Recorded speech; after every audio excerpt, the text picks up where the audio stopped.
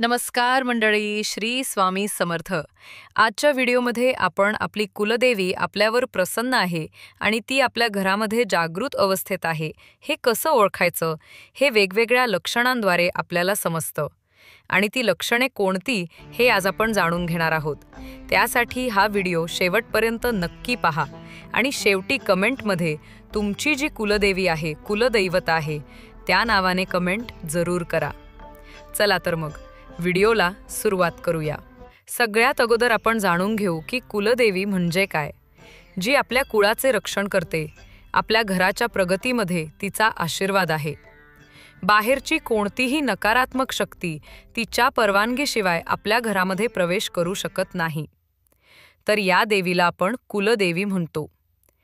पिढ्यानपिढ्या म्हणजे आपल्या पूर्वजांपासून या कुलदेवीची सेवा आपल्या प्रत्येकाच्या घरात घडत आलेली असते. प्रत्येकाची कुलदेवी ही वेगवेगळी असते. जसं की तुमच्यापैकी काही जणांची कुलदेवी ही तुळजापूरची तुळजाभवानी आई असेल, कोणाची मोहटा देवी असेल, कुणाची रेणुका देवी असेल, कुणाची कोल्हापूरची देवी महालक्ष्मी असेल, तर कुणाची कालिका माता देखील असेल. तर घराण्यानुसार कुळाची कुलदेवी ही बदलत असते. ज्याप्रमाणे एखादी आई आपल्या मुलांचा सांभाळ करते, त्याचप्रमाणे त्या कुळाची देवी त्या कुळाचा, त्या घराण्याचा सांभाळ करत असते. कुलदेवीला प्रसन्न करण्यासाठी आपल्याला कोणत्याही प्रकारची कठीण तपश्चर्या किंवा कठीण सेवा करावी लागत नाही, कारण कुलदेवी ही स्वतःच स्वयंसिद्ध स्वरूप आहे. पिढ्यानपिढ्या आपल्या कुळातील व्यक्तीकडून तिची सेवा घडत आलेली असते. जर एखाद्या घरची कुलदेवी नाराज असेल तर घरामध्ये वादविवाद होतात, घरामध्ये भांडण होतात, घरामध्ये अजिबात शांततापूर्ण वातावरण राहत नाही. संतान सुख प्राप्त होण्यामध्ये अडचणी येतात. वेगवेगळ्या प्रकारच्या समस्या त्या घरामध्ये निर्माण होत असतात. अगदी साध्या सेवेने सुद्धा कुलदेवी प्रसन्न होत असते आणि त्यामुळे जेव्हा कुलदेवीचा वार असतो तेव्हा तिची आवर्जून सेवा करायला पाहिजे. तिची साधी पूजा करायला, तिला नैवेद्य दाखवायला, तिच्यासमोर दिवा लावायला अजिबात विसरू नका. देवीच्या पुढे भाजी भाकरीचा नैवेद्य अगदी प्रेमाने, मनापासून, श्रद्धेने देवीला नैवेद्य दाखवा आणि अजिबात मातेचा विसर पडून देऊ नका. नामस्मरण करा. तर बघा, जशी आपल्या घरामध्ये वडीलधारी माणसं असतात, आपले आजी आजोबा असतील, आपले पंजोबा होऊन गेले असतील, तर अशी वृद्ध माणसं, वडीलधारी माणसं असतात, ज्येष्ठ व्यक्ती आपल्या घरामध्ये असतात. त्याचप्रमाणे आपल्या कुळाचा सांभाळ करायला आपली कुलदेवी असते. वर्षातून एकदा का होईना आपण आपल्या कुलदेवीला गेले पाहिजे. कुलदेवीच्या ठिकाणी आपल्या घरातील ज्येष्ठ व्यक्तींनी घरातील लहान मुलाबाळांसोबत गेलो पाहिजे, ज्यामुळे कुलदेवीचा आशीर्वाद कायम त्या घराण्यावर राहतो. त्याचबरोबर कोणत्याही कठीण प्रसंग जेव्हा आपल्यावर येणार असेल, एखादी अकस्मित समस्या आपल्यावर येणार असेल, त्यापासून कुलदेवी आपलं रक्षण करते. त्यासाठीच आपण आपल्या देवघरामध्ये मंगल कलश हा भरून करून ठेवायचा असतो. कुलदेवीला प्रसन्न करण्यासाठी आपल्याला कोणत्याही प्रकारची कठीण तपश्चर्या किंवा कठीण व्रत करण्याची गरज नाही.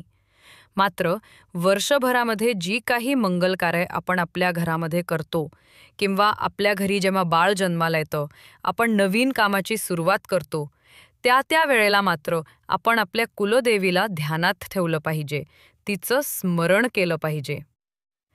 नवीन गोष्टींची सुरुवात करण्यापूर्वी आपण तिचाच आशीर्वाद घेतला पाहिजे. एवढं केलं तरी पुरेस आहे. आता ती काही लक्षणं किंवा ती काही खास संकेत पाहूया, ज्यावरून तुम्हाला कळेल की तुमची कुलदेवी तुमच्यावर प्रसन्न आहे, ती तुमच्या घरात जागृत अवस्थेत आहे आणि ती तुमच्या घरामध्ये निवास करते.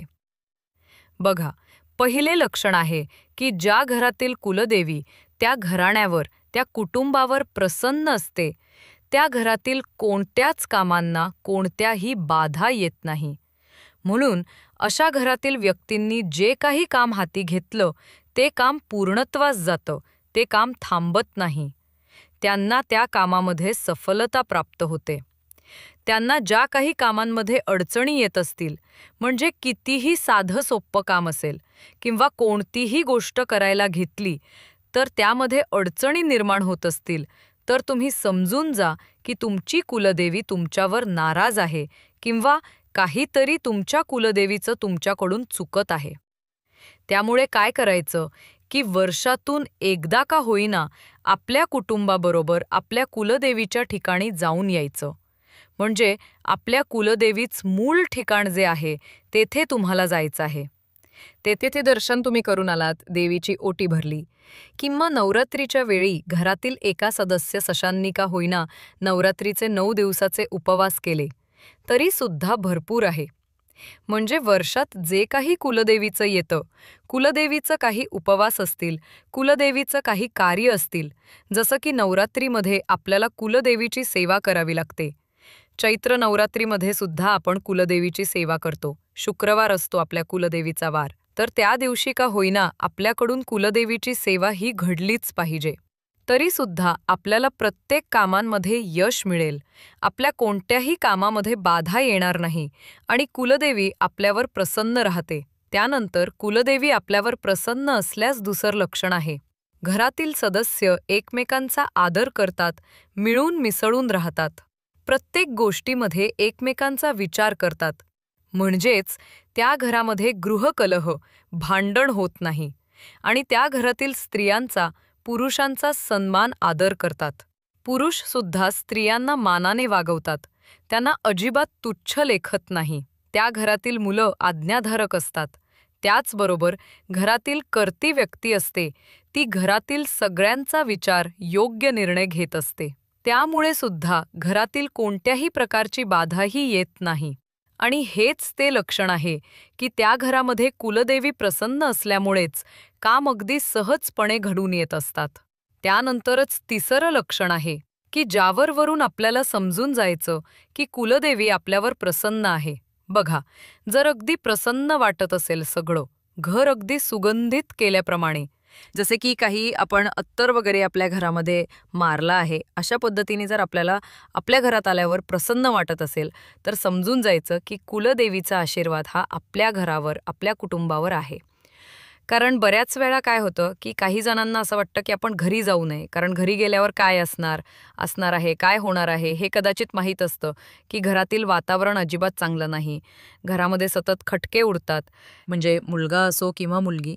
पण काही अपत्यच जर त्या जोडप्याला झालं नाही, तर साहजिकच कुलदेवीची सेवा ही त्या घराण्याकडून पुढे जाणार किंवा घडणार नाही. तर ज्याच्या घरी अगदी सहजपणे अशी वंशवृद्धी होत असते, तर त्याच्यावर सुद्धा कुलदेवीचा आशीर्वाद आहे असं आपल्याला समजून जायचं आहे.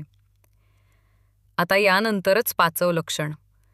बाहेरची कोणतीही वाईट शक्ती आपल्या घरामध्ये प्रवेश करू शकत नाही. ज्या घरामध्ये कुलदेवीचा खरा वास असतो, तर त्या घरामध्ये कोणत्याही प्रकारची प्रबळ जरी शक्ती, वाईट शक्ती जरी असली, तरी ती प्रवेश करू शकत नाही.